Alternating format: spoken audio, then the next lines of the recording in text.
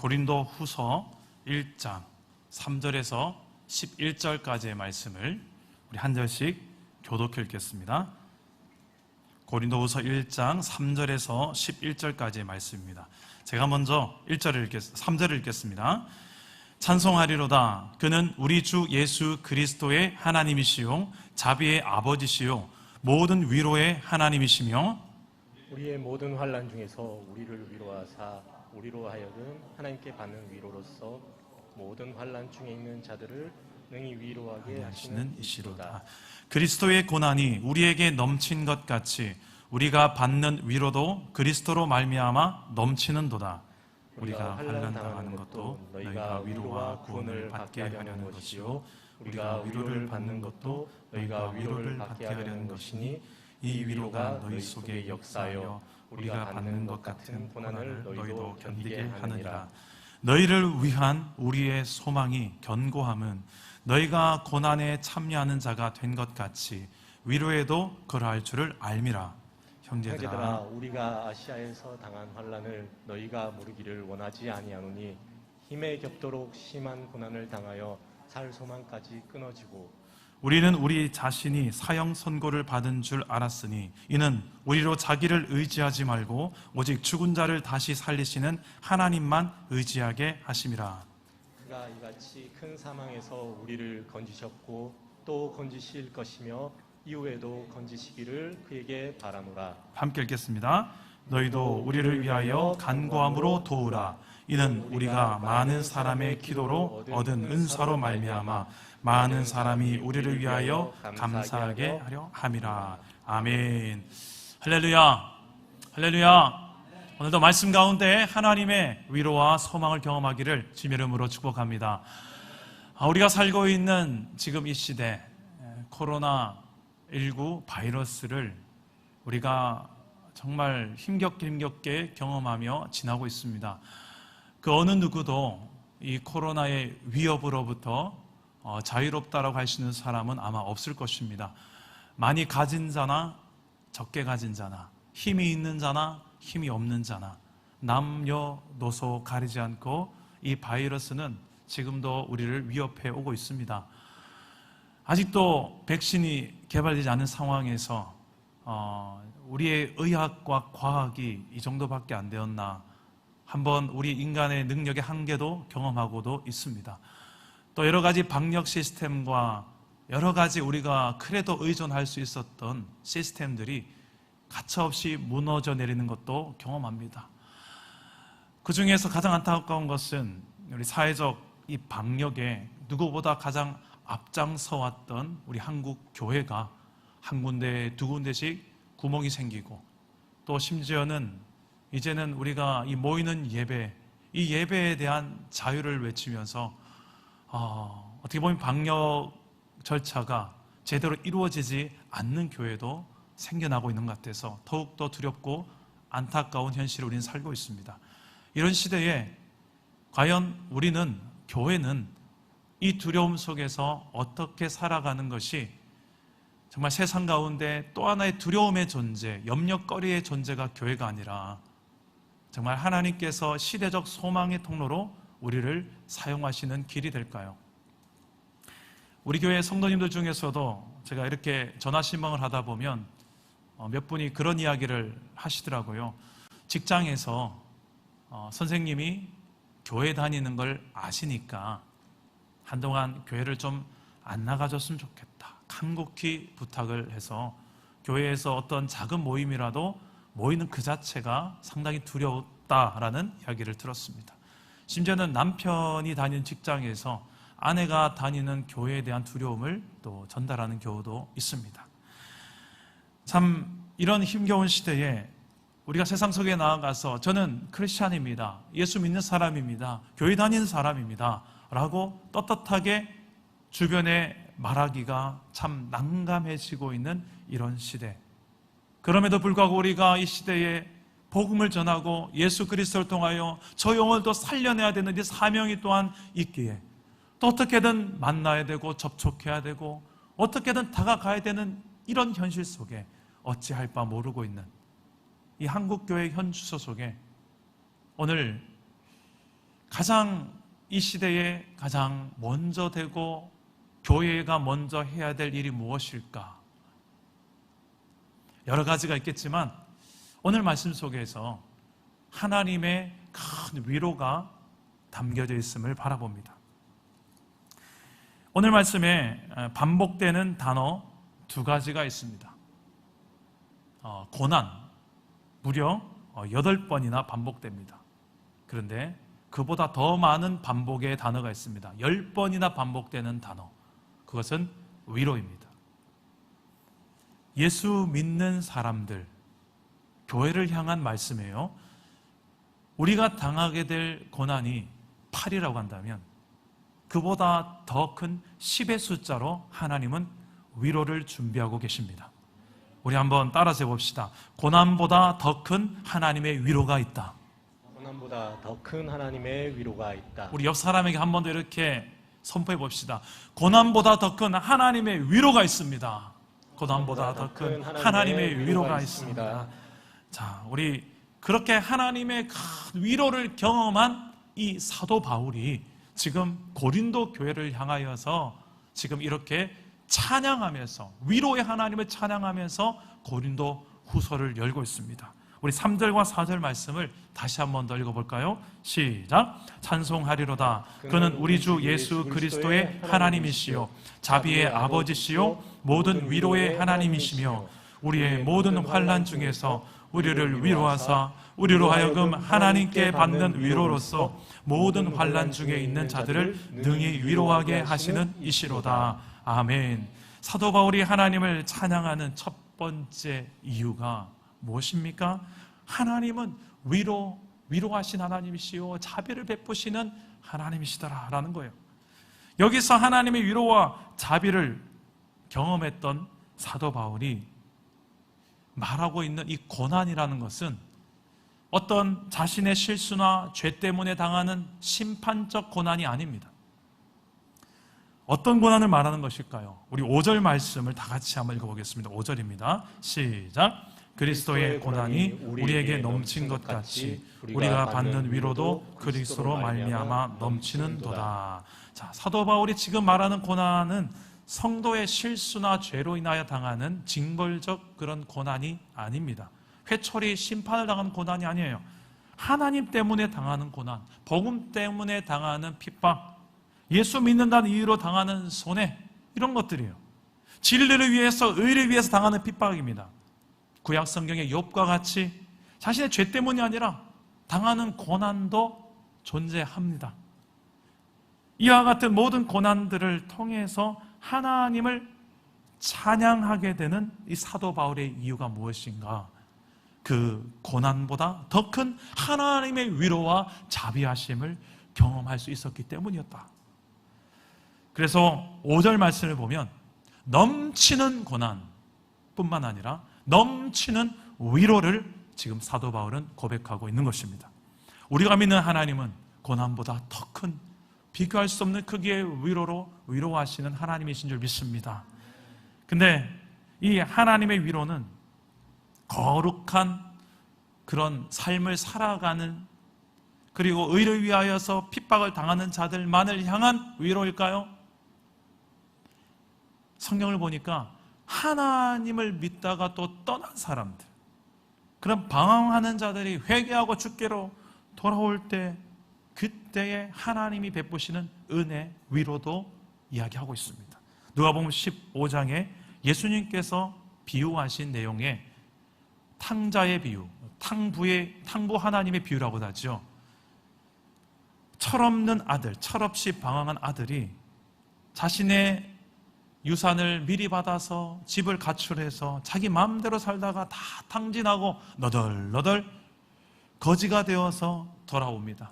천부여 의지 없어 손들고 옵니다. 아버지께로 돌아왔는데 차마 집에 들어가지 못하고 먼 데서 집 대문만 바라보고 있는데 기웃기웃하고 있는 그 아들, 그 탕자를 바라보던 아버지가 어떻게 하십니까? 달려옵니다. 뛰어 달려옵니다. 저 멀리서 봐도 저 기웃기웃하는 저놈 내 아들이다. 그 얼마나 오랫동안 목을 빼고 기다렸으면 멀리서도 단번에 알아보고 달려와서 그 목을 껴안고 입에 뽀뽀를 하면서 그 누더기가 된 아들을 안는 모습.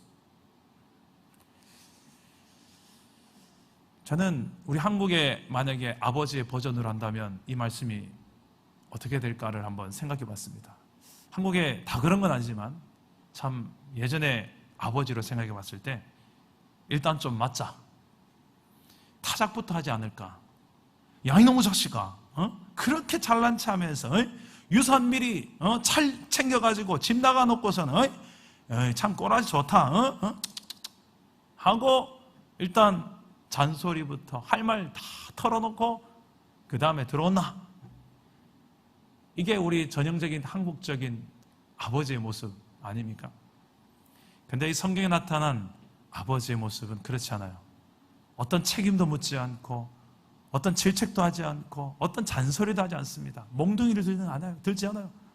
일단 달려가서 목 껴안고 아마 성경에는 없지만 아마 흐느끼 울지 않았겠습니까? 그리고 입을 맞추며 잔치를 벌려. 송아지 잡아라. 온 동네 잔치를 벌립니다. 이게 무엇입니까? 하나님의 위로 아니겠습니까? 정말 잘못했고 하나님을 떠났고 지 맘대로 살다가 그 결과로서 이 누더기 거짓 신사가 되어 돌아온 그 죄인 탕자의 모습이 누구를 지금 이야기하는 것 같습니까? 그렇죠. 오늘날에도 이렇게 하나님을 떠난 우리의 모습, 또 우리 주변 이웃들의 모습들이 얼마나 많습니까? 이 영혼들을 향한 하나님의 마음을 보여주는 예화 아니겠습니까? 하나님은 그런 영혼도 사랑하신다. 또 위로하시고 먼저 격려하시며 안아주십니다. 교회는 그런 공동체가 되어야 할 줄 믿습니다. 세상에 방황하다가 내 뜻대로 아버지 없이 하나님도 없어도 돼. 내 힘만 믿고 돈만 믿고 권력만 믿고 명예만 믿고 살아가다가 어느 날 이게 아무것도 아니구나. 한 방에 마음이 무너져 내리고 난 다음에 교회로 와서 천부의 의지 없어서 손들고 옵니다. 주일학교 때 한 번 사탕 때문에 교회 나왔던 그 추억을 더듬어서 교회를 나왔는데 나오자마자 왜 그렇게 눈물이 흐르는지요. 하나님 정말 살아계신다는 것이 믿어지고 내가 왜 이제서야 왔을까 하고 하나님 앞에 눈물, 닭똥 같은 눈물을 흘리며 그 하나님의 안아주심과 위로하심을 경험하지 않습니까? 저는 우리 사랑 담은 교회도 이런 하나님의 위로를 담아낼 수 있는 공동체가 되시기를 축복합니다. 저에게는 첫째 자녀를 유산했던 아픔이 있습니다. 결혼을 제가 35살에 했는데 첫째 임신을 제가 37살에 우리 첫째가 임신이 됐어요. 근데 유산의 소식을 몇 주가 안 돼서 들었습니다. 얼마나 기대하고 기뻐했는데 제가 늦게 결혼하다 보니까 생각해 보십시오. 얼마나 첫 아이 임신에 얼마나 기뻐했을까요? 저 같은 성격에 예상되시죠? 기뻐서 어찌할 바를 몰라서 첫째가 태어날 자라날 초음파를 보면서 기뻐 뛰었던 제 마음이었는데 유산되고 또 수술을 해야 되는 그날 아내는 수술실에 들어가고 제가 수술실 문 밖에서 앉아있는데 왜 그렇게 눈물이 나는지 정말 많이 울었던 기억이 있습니다. 그 수술을 하고 나서 힘든 마음으로 그 당시 제가 섬겼던 교회에 가서 제가 전도대를 맡고 있었거든요. 그 전도대 이렇게 제가 예배를 인도했습니다. 예배를 인도하는데 말씀을 선포하고 나서 기도를 하는데 얼마나 하나님의 큰 위로가 제게 임하는지 제 마음속에 하나님께 성령께서 제 마음을 이렇게 만지심을 경험했습니다. 그리고 하나님께서 제게 베푸신 그 은혜가 무엇인지 위로가 무엇인지를 십자가를 통하여 날 위해서 아들까지 내어주신 하나님의 그 고통과 그 한 영혼의 소중함을 난 너를 위해서 너 한 영혼 살리기 위해서 내 아들 예수를 십자가에 매달아 죽였다. 그 한 영혼의 소중함을 뼈저리게 또 알게 하셨어요. 제가 그리고 그 한 영혼이더라고요. 제가 입으로 전했던 그 설교 말씀이 저를 향한 말씀이더라고요.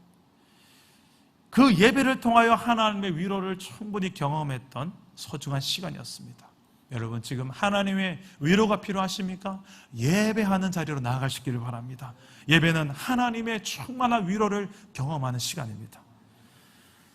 위로가 왜 위로인 줄 아십니까? 위로부터 임하는 것이 진짜 위로이기 때문에 위로인 줄 믿습니다.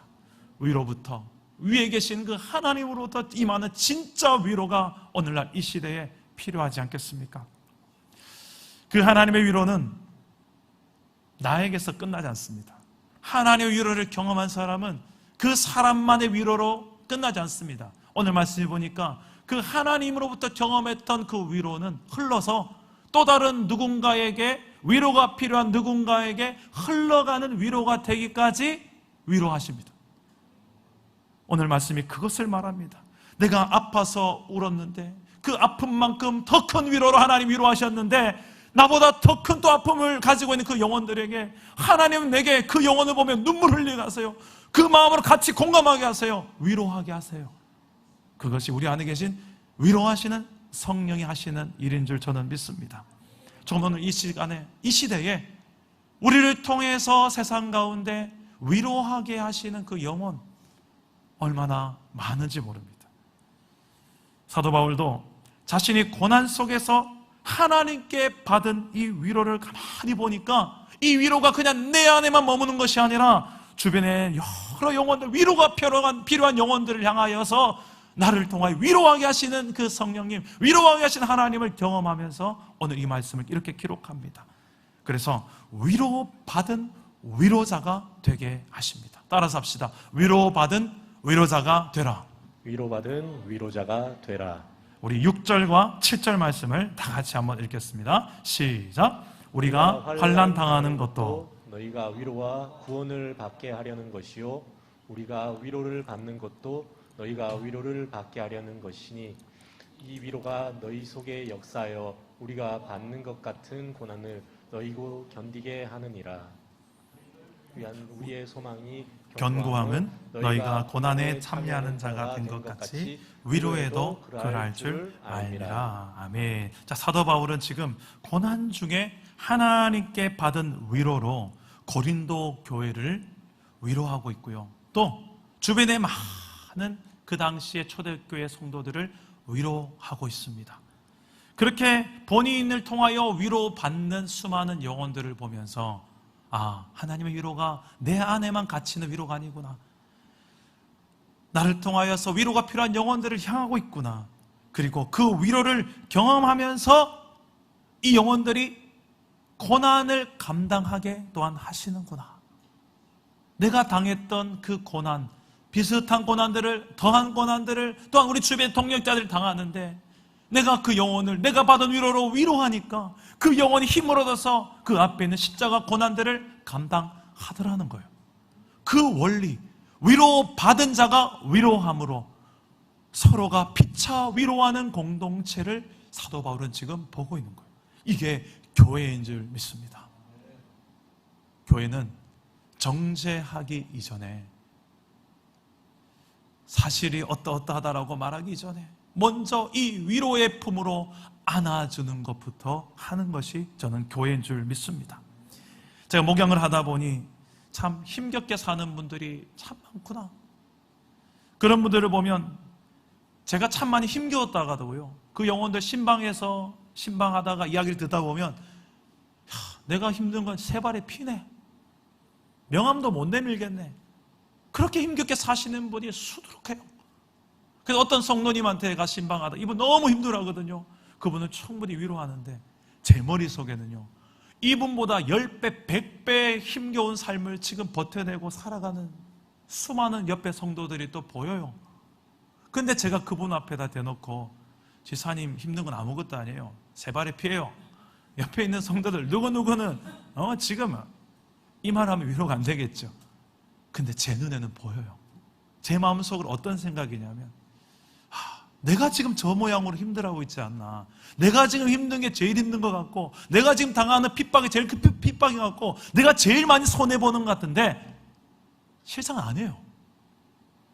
그보다 몇백 배 더 큰 힘겨운 것들 길을 걷고 있는 성도들이 수두룩해요.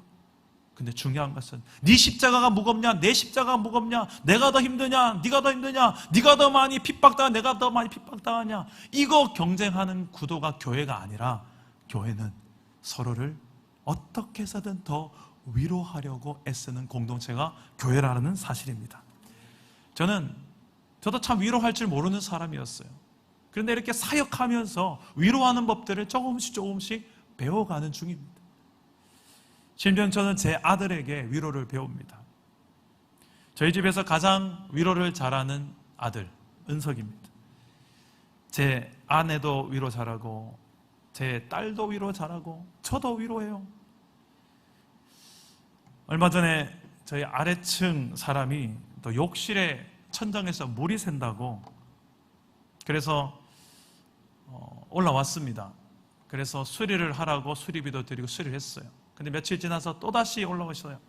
수리했는데도 불구하고 또 물이 샌다는 거예요. 얼마나 불편했으면 그 밤중에도 올라왔을까 싶어서 또 내려가 봤습니다. 그 위층에서 물이 내려가는 게 아래층 그 배수관에서 새니까 결국 위층에서 다 배상하고 수리를 해야 되더라고요. 그래서 제가 얼마 뒤에 수리해드리겠습니다라고 이야기를 하는데 이 부부가 너무나도 많이 이 물이 새는 것 때문에 고통스러웠나 봐요. 며칠 동안 힘든 그 세월, 그 시간 때문에 그 힘듦이 막 느껴지는 거예요. 충분히 위로해드리고 어떻게 수리를 할 건지에 대한 나눔을 했습니다. 근데 이분들이 올라와서 그 밤 9시쯤에 좀 목소리가 좀 커졌어요. 이분들이 많이 힘들었단 말이겠죠. 얼마나 두 분이 힘들었으면 올라와서 옆에 집이 안 나오는 게 좀 이상했습니다. 그래서 제가 차분하게 진정시키면서 좀 위로해드리고 격려해드리고 이렇게 해서 수리를 할 것을 말씀드리고 한 20분간 이야기를 하고 그 밤 늦은 밤에 문을 닫고 들어왔더니 저 안방에서 제 아들이 저에게 두벅두벅 걸어오는 거예요. 근데 아들이 걸어오는데 얼굴이 일그러져 있어요. 울면서 걸어오는 거예요. 왜 오냐고 했더니 아빠, 저 사람들이 왜 아빠를 혼내? 하면서 저를 혼낸다고 생각했나 봐요. 그런 거 아니라고. 저분들이 지금 화장실 천정에 물이 차서 세워서 불편해서 힘들어서 그러는 거야. 그래서 아빠가 잘 위로해줬어. 그리고 잘 설명해드리고 어떻게 수리할 건지에 대해서도 잘 설명해드렸어. 이제 괜찮아. 아빠도 괜찮아. 아이고 우리 아들 걱정했구나. 솔직히 제 마음이 그렇게 편했던 건 아니에요. 제가 왜 이 소리를 들어야 되지? 하는 마음이 왜 없었겠습니까? 그런데도 그 상황을 그분들의 심정이 공감되었기 때문에 충분히 이분들 위로해주고 격려해주고 해결해야 되겠구나 생각에 마음 누그러뜨리고 그 밤이지만 큰 소리 내고 제가 뭐 정말 큰 죄를 저지른 것처럼 막 호통을 치도 차분하게 진정시키며 말했던 것 뿐이지 제 마음이 그렇게 편했겠습니까? 힘들었죠. 그러고는 저는 다시 설교 준비한다고 노트북에 앉았는데 뒤에서 잠시 후에 아들 은석이가 2탄으로 찾아옵니다. 그러고는 제 뒤에서 백허그를 하는 거예요. 꼭 끌어안아주더니 제 귀에다가 이렇게 말합니다. 아빠, 5분 뒤에 TV 앞에 가봐. 그러는 거예요. 뭐가 있을 거야. 그러는 거예요. 제가 5분이 어떻게 기다립니까? 지금 가보면 안 돼? 잠시 망설이더니 가보래요. 가봤더니 요만한 손편지와 함께 귤이 하나 올려져 있는 거예요. 편지 내용이 이렇습니다. 너무 좋은 아빠에게. 첫 마디부터 감동이죠. 아빠, 아래층 사람이 짜증내서 많이 힘들었지. 유유. 하지만 아빠 힘내. 내가 그 대신 선물을 준비했어. 아래에 귤이 있을 거야. 너무 큰 선물은 아니지만 잘 받아줬으면 좋겠어. 귤 먹고 힘내서 설교 준비도 파이팅. 아빠 사랑해. 아랫집한테 지지 마. 우리 은석이 눈에는 아랫집 사람과 싸우는 줄 알았나 봐요. 그게 아닌데 은석 올림. 우리 은석이한테 박수 한번 쳐주시겠습니까? 저는 은석이한테 위로를 배워요. 이날도 은석이한테 위로를 배우는. 그래서 옆에 딸이 그 광경을 지켜보다가 자기도 뭘 할 수 없을까? 제 딸한테 가장 큰 위로는 딴 거 필요 없습니다. 뽀뽀 한 번이면 되니까. 너는 뭐 해줄래 했더니 망설이고 있는 거예요. 뽀뽀해줘 했더니 아주 진한 뽀뽀를 볼에다가 그날 해줘서 또 딸에게도 고맙다 토닥토닥거리셨어요. 아, 위로라는 게 이런 거구나. 그 감정을 읽어주고 그 마음을 공감해주는 그 아들, 너무 고마운 거예요. 드러내진 않았지만 솔직한 제 마음이 그런 마음이 없지 않았거든요. 힘든 마음이 왜 없었겠습니까? 그 마음을 이렇게 만져주니까요, 제가 언제 그리 힘들었지? 힘든 마음이 멍미 아무것도 없는 것 같아요. 그냥 마음이 너무 행복한 거예요. 보십시오. 고난보다 더 큰 위로가 있다면 그 고난은 아무것도 안 해줄 저는 믿습니다. 그 큰 위로가 누구로부터 오는 위로입니까? 하나님으로부터 오는 위로. 그 위로를 내가 충분히 맛보면 이제 그 위로가 내 안에만 있겠어요? 제가 은석이로부터 다혜로부터 배운 그 위로가, 우리 사랑담은 교회에 힘들어하는 성도가 보일 때, 우리 중산지구에 힘들어하는 영혼들, 상가 주인들이 보일 때 찾아가서 그 마음부터 먼저 만져줘야 되겠구나. 조그마한 귤 하나라도 줘야 되겠구나. 이 귤 하나가 이렇게 권능의 귤이 될 줄 누가 알았겠습니까? 하나님의 위로가 담긴 귤이라면.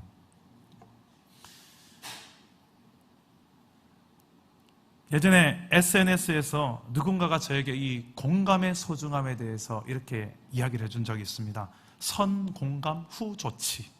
우리는 대부분 어떤 문제가 생겼을 때에 그 문제 때문에 힘들어하고 아파하는 그 사람을 향하여서 그 마음을 먼저 알아주고 만져주고 공감하기보다는 뭐부터 합니까? 왜 이렇게 된 줄 알아? 그 원인을 알아야 돼. 잘 봐. 그 원인을 규명하고 밝혀내려고 애쓰고 또 섣불리 빨리 대안부터 이야기하려고 애쓸 때가 있습니다. 대부분의 부부싸움이 이렇게 해서 연장전으로 가게 됩니다. 부부싸움 빨리 끝내는 방법, 마음을 만져주세요. 제가 이거 제일 안 되는 사람입니다. 그런데도 제가 이것을 조금씩 더 많이 알아가는 사람이에요. 먼저 마음을 만져주세요. 왜 그 사람이 힘들어하고 있는지, 당신 그래서 힘들었구나. 그래서 이렇게 많이 힘들었겠구나. 아이고, 내가 당신이라도 힘들었을 것 같아. 아이고.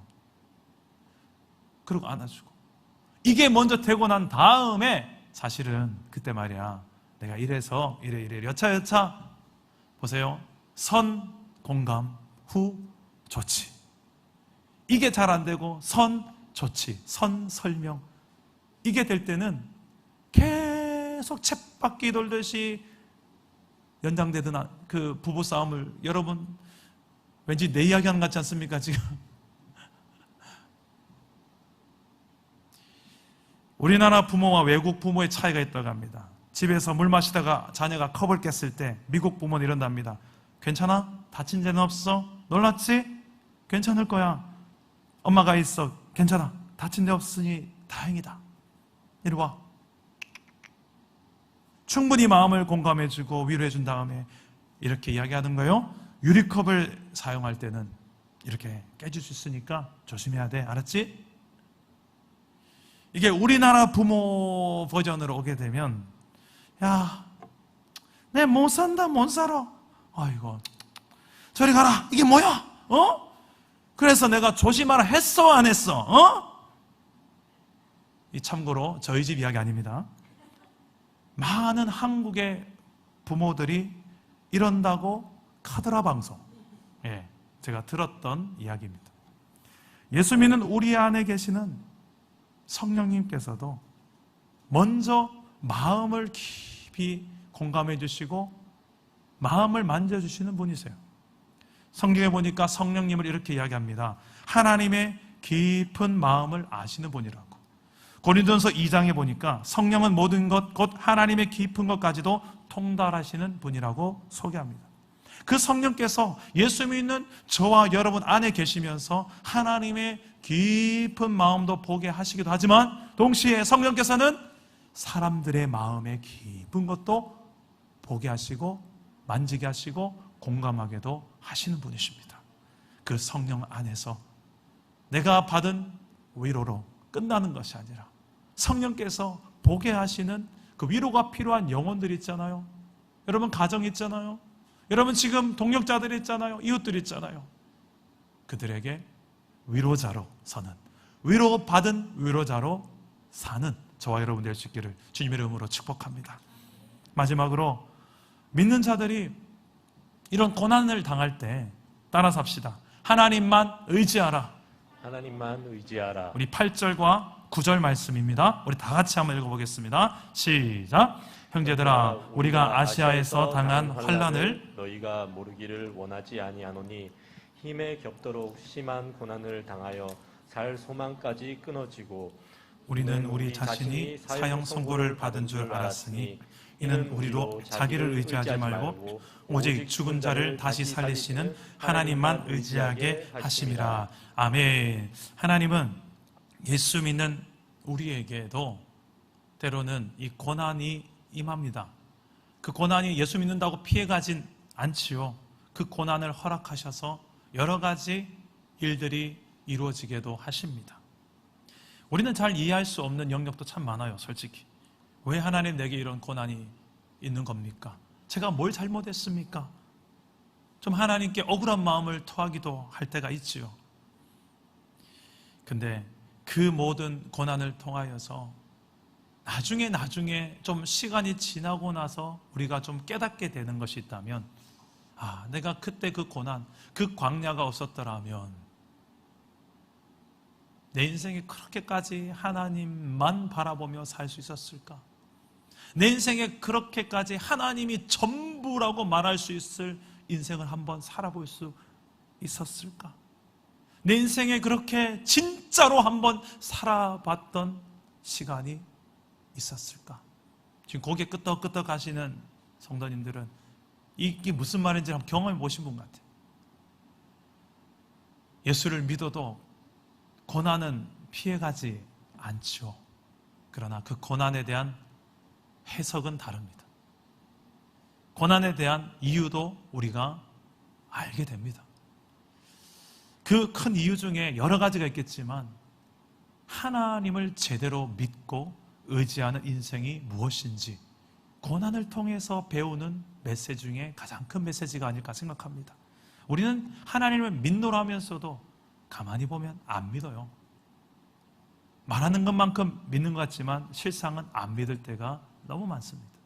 근데 그 믿음의 정체가, 실체가, 실상이 언제 가장 선명하게 드러나느냐? 평상시에는 잘 모릅니다만 고난 당할 때, 풍랑을 만날 때, 광야에서 아, 내 믿음이 요거였구나. 딱 그 크기를 정확하게 보는 시간이 언제냐? 고난 속에서 봐요. 그때 그 고난의 크기에 비해서 너무나도 내 안에 겨자씨만한 믿음이지만 그 겨자씨만한 믿음이라 붙들고 우리는 하나님 앞에 하나님께 매달릴 때 우리가 경험하지 않습니까? 그럼에도 불구하고 하나님은 그 고난 속에서 내게 감당할 힘을 주시고 위로를 주시고 소망을 주시고 해결의 길, 살 길을 또한 열어주시지 않습니까? 오늘 말씀 아니지만 마가복음 5장에 보면 그런 한 여인이 등장합니다. 하나님 아니면 답이 안 나오는 여인. 12년 동안 혈루증이라는 여인은 고통으로 고통했던 여인입니다. 이 여인은 많은 의사들을 찾아갔습니다만 허사였습니다. 혈루증이라는 것이 저도 의사 선생님 통해서 알게 됐는데 어떤 병명이 아니라 증세라는 거죠. 혈이 샌다.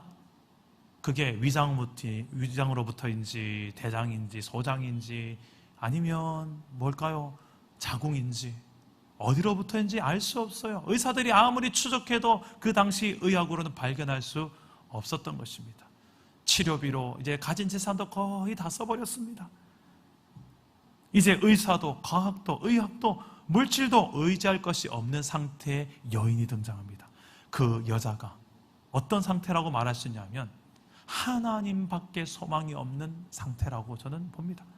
그런 고난 속에서 12년 동안이라는 고난으로 신음했던 여인에게 예수님이 찾아오십니다.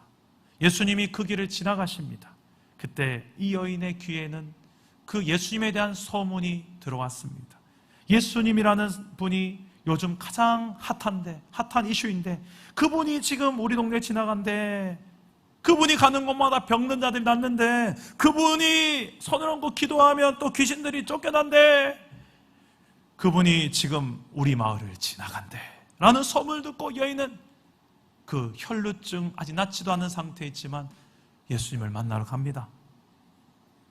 그 당시에 이 혈루증은 부정한 질병으로서 사회인으로서 함께 교제할 수 없는 격리 대상이었어요. 그래서 몰래 숨어서 예수님의 뒤에 옷자락을 슬며시 손을 댑니다.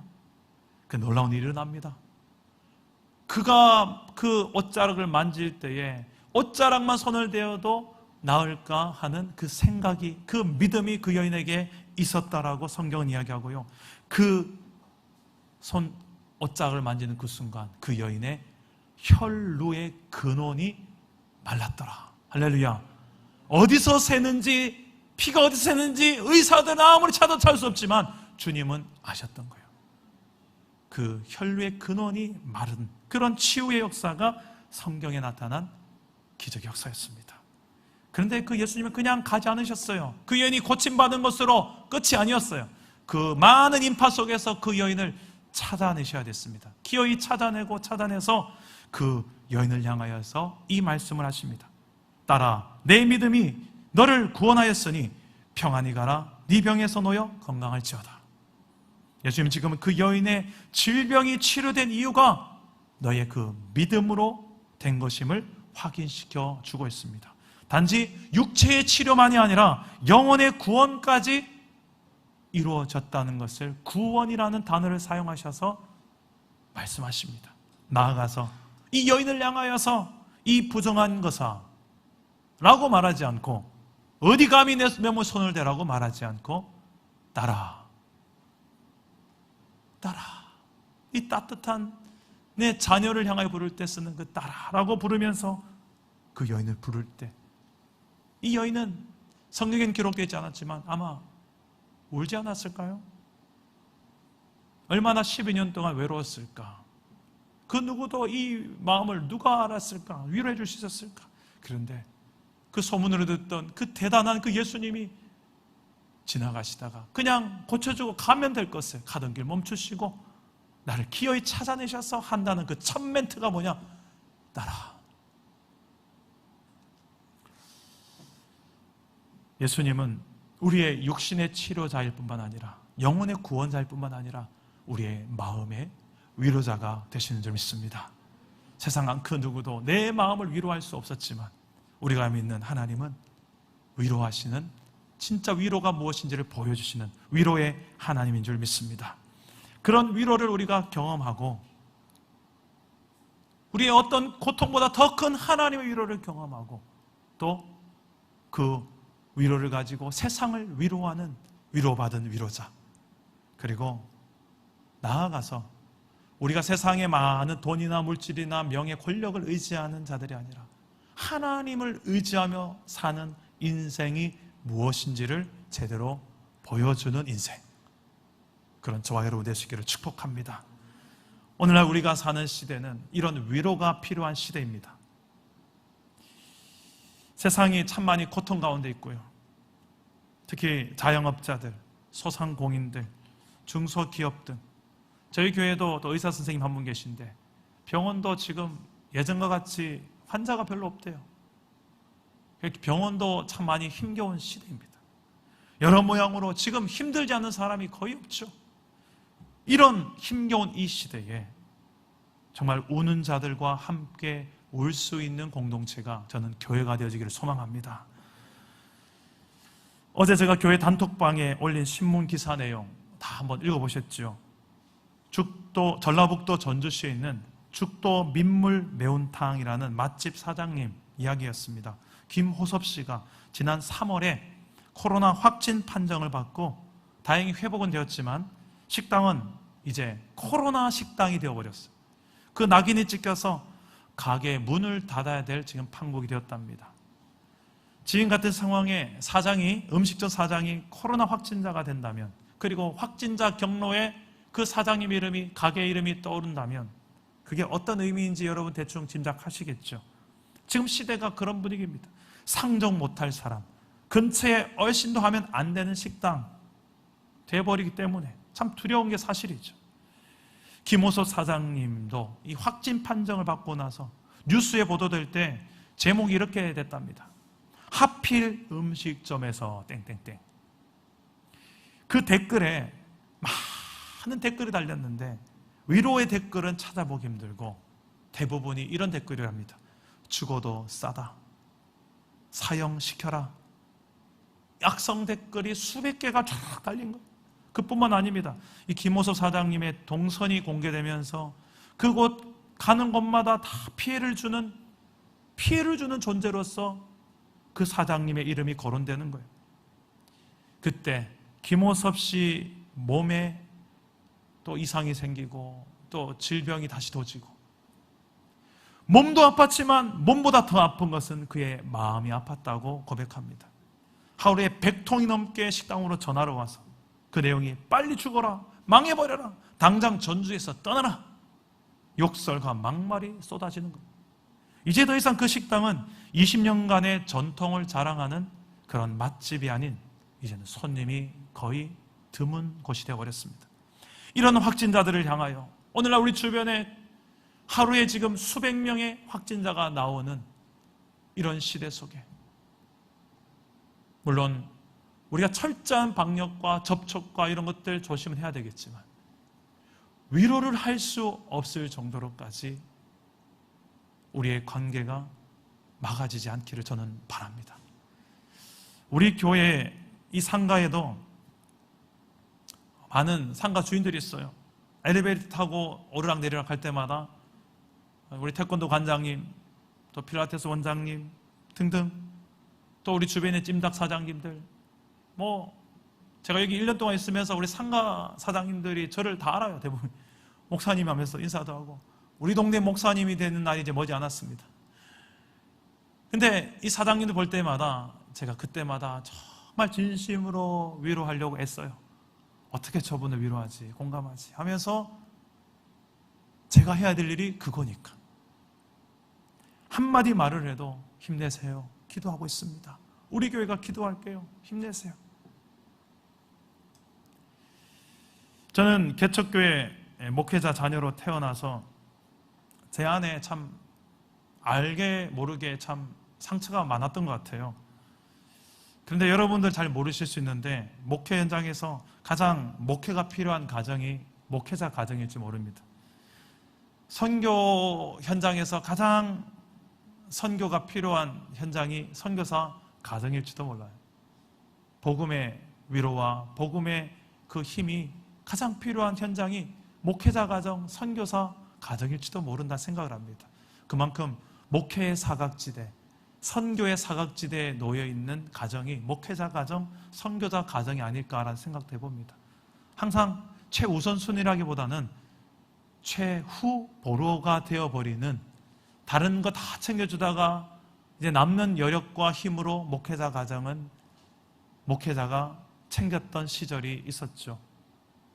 그걸 당연시 여겼던 시대도 있었고, 저는 저희 아버지를 보면 그 생각이 참 많았습니다. 그래서 저는 목회를 안 하고 싶었어요. 감당할 자신도 없었고, 무엇보다 내 새끼들한테는, 내 자식들한테는 그 고통 안 안겨주고 싶었어요.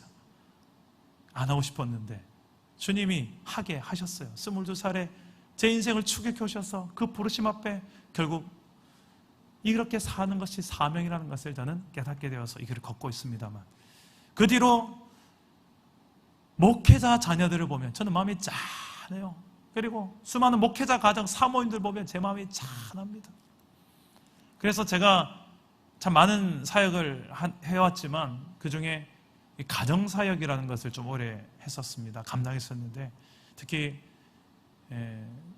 선교사 가정, 목회자 가정들이 그 가정사역 안에 들어올 때가 있었습니다. 그때 제 마음에 이렇게 일어나는, 제가 경험했던 그 목회자 자녀로서, 목회자 가정으로서 그 아무나 함부로 쉽게 위로할 수 없는 영역의 그 부분들을 하나님께서 위로해 주시는 그 위로들을 제가 경험했기 때문에 그분들에게 해줄 수 있는 위로가 있더라고요. 위로받은 위로자로서 산다는 게 무엇인지. 제가 첫째가 이렇게 유산이 되었는데 신방을 가다 보면 유산이 되는 경우가 새가족 신혼가족에 종종 있더라고요. 그때에 제가 첫째 그 유산의 그 경험과 아픔이 뭔지 알기 때문에 그 가정의 상황을 보니까 그냥 눈물부터 나와요. 제가 그렇게 울었으니까. 그리고 힘내세요라고 충분한 시간 함께 하면서 그리고 기도해 드렸는데 얼마나 위로를 받는지 몰라요. 위로하는 위로자, 위로받은 위로자가 이런 거구나.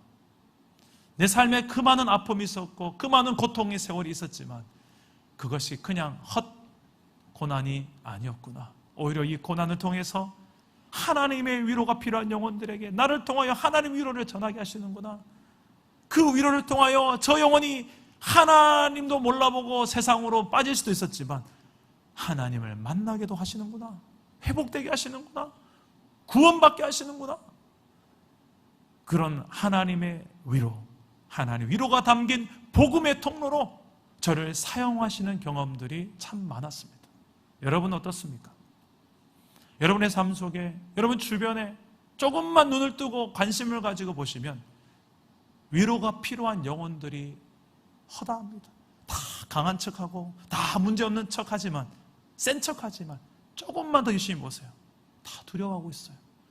다 염려 가운데 있습니다. 다 위로를 누군가가 내게 손 내밀어 주시다면,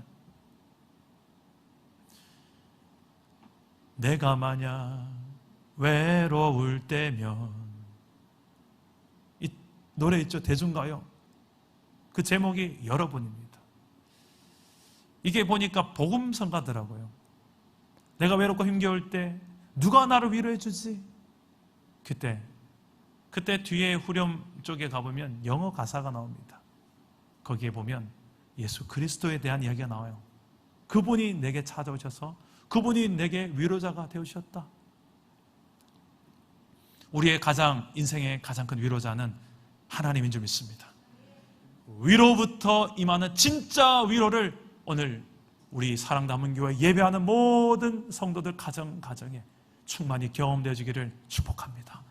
그리고 우리가 받는 위로로 끝이 아니라 이 위로가 흘러서 세상을 위로할 수 있는 위로받은 위로자로 살 수 있기를 축복합니다. 그리고 그 위로를 통하여서 하나님만이 우리의 의지의 대상이다. 하나님 외에는 구원이 없다. 하나님 외에는 우리의 살 소망이 없다. 이 복음이 무엇인지를 제대로 증거해내는 우리 사랑담은 교회 성도들, 오늘 인터넷으로 예배하는 모든 성도들 되기를 주 예수의 이름으로 축복합니다. 우리 말씀을 생각하면서 제가 오늘 생각났던 찬양이 하나 있습니다. 오늘 이 찬양으로 우리 서로를 위로하고 서로를 격려하고 이렇게 축복하면 좋겠습니다. 평화 하나님의 평강이 당신의 삶에 넘쳐나길. 평화 하나님의 평강이 당신의 삶에 가득하기를 축복합니다. 위로, 하나님의 위로가 하나님의 위로가 당신의 삶에 넘쳐나기를. 위로, 하나님의 위로가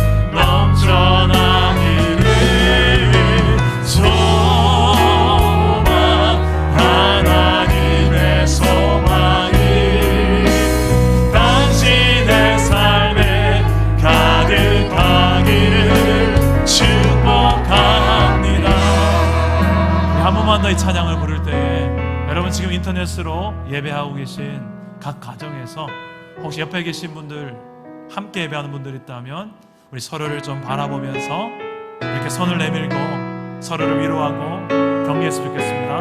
특별히 좀 손을 잡을 수 있는 관계라면 손도 좀 잡아주시고, 가족이라면 좀 한번 끌어안고 좀 안아주시면서 오늘 이 위로로, 하나님의 위로를 전하는 위로받은 위로자로서 우리 서로를 한번 위로하고 격려했으면 좋겠습니다. 다시 한번 찬양합니다. 평화, 평화, 하나님의 평강이 당신의 삶에 넘쳐나기를. 평화,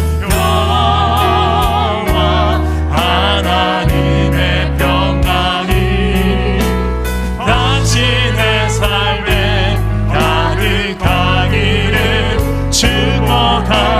위로, 하나님의 참된 위로가, 위로, 하나님의 위로가 당신의 삶에 넘쳐나기를. 위로, 하나님의 위로가 당신의 삶에 가득하기를 축복. 우리 치료가 필요한 영혼들을 향하여서 믿음의 손을 들고 치료, 님의 치료가 당신의 삶. 주여 치료하옵소서, 주여 고쳐주옵소서. 하나님의 치료가 당신의 삶에 가득하기를 축복하. 우리 땅에 하나님의 소망을 향하여, 소망님의 소망이 당신의 삶에 넘쳐나. 세상에 산 소망을 선포하며 하나님의 소망이 당신의 삶에 가득하기를 축복합니다. 우리 그렇게 손을 잡은 채로, 그렇게 고끌하는 채로 옆 사람을 향하여서 손을 내민 채로 한번 기도합시다. 하나님, 우리 인생 위에 하늘의 위로가, 하나님의 위로가, 고난보다 비교할 수 없는 크신 하나님의 위로가 임하게 하여 주옵소서. 그리고 그 받은 위로로 세상을 위로하는 위로받은 위로자로 살게 하여 주시옵소서. 하나님밖에 우리의 소망이 없음을 알고 이 복음 앞으로 나오고 하나님만 의지하는 법을 복음을 통하여 배우는 아버지의 그런 인생 되게 하여 주옵소서. 오늘 말씀 생각하며 기도하며 주 앞으로 나아갑니다. 기도합니다. 오 하나님 아버지요, 우리의 인생 가운데 하나님의 위로가 있게 하여 주옵소서. 이 고난을 통하여서 우리 인생이 더욱더 낮아지게 하시고, 여호와 하나님 앞에 낮아지게 하시고, 하나님을 알아보게 하시고, 하나님의 크신 위로하심으로 안아주시옵소서. 주님이 안아주시옵소서. 주님이 위로하여 주시옵소서. 주님이 치료하여 주옵소서. 주님이 소망이 되어 주시옵소서. 산 소망이 되어 주시옵소서. 세상의 방법으로 사는 인생이 아니라 하나님의 방법으로 사는 인생이 무엇인지 알게 하여 주시옵소서. 복음 안에 담겨져 있는 하나님의 산 소망을 우리가 알고 세상에 증가하는 소망의 공동체가 되게 하여 주시옵소서. 내 입술로 여호와 하나님의 살아계심을 말하며 하나님의 위로를 말하며 하나님의 산 소망을 말하며 그 소망과 위로가 담긴 복음을 말하는 우리 교회가 되게 하여 주옵소서. 십자가에서 우리를 위하여 친히 죽으시기까지 하나님의 그 놀라운 역사와 은혜를, 하나님의 그 소망의 역사를 우리가 하나님 붙들고 세상 가운데 그 십자가의 복음, 부활의 복음을 말할 수 있는, 하나님의 사랑과 위로를 말할 수 있는 주의 백성들이 되게 하여 주시옵소서. 살아계신 하나님, 우리 인생 가운데 이 고난을 지나는 이 땅 가운데 하나님이여 위로하여 주시옵소서. 이 고난과는 비교할 수 없는 크기의 하나님의 위로가 있음을 우리가 알게 하여 주시고, 이 땅에 세워진 교회가 먼저 아버지의 위로를, 아버지의 그 넉넉한 품을 경험하게 하여 주옵소서. 비록 탕자처럼 내 고집대로 내가 왕이 되어서, 내가 주인 되어서 내 것이라고 여기며 물질과 권력과 또 명예를 위하여, 쾌락을 위하여 내 맘대로 살고 싶어서 살았지만, 그럼에도 불구하고 하나님은 우리를 향하여서 위로를 가지고서 위로의 품으로 우리를 안아주시며 우리를 또다시 회복시키시고, 하나님의 또한 자녀다운 백성다운 그런 삶으로 회복시키시는 위로의 하나님 줄 믿습니다. 하나님, 우리 교회가 그런 하나님의 위로하심을 충만하게 경험하여서 세상 가운데 나아가 하나님의 위로를 보여주는 위로받은 위로자들이 되게 하여 주옵소서. 하나님밖에 우리의 의지할 대상이 없음을 알고 다시 한 번 더 두렵고 떨리는 마음으로 복음을 붙들게 하시고, 십자가의 복음, 부활의 복음을 가지고 세상에 나아가 하나님 외에는 우리의 살 길이 없노라고 우리가 복음을 또한 말할 수 있는 그런 복음의 공동체가 되게 하여 주시옵소서. 이 한 주간 우리의 삶을 통하여 이런 많은 하나님의 위로의 역사가 나타나길 소망하며 예수님 이름으로 기도드립니다. 아멘.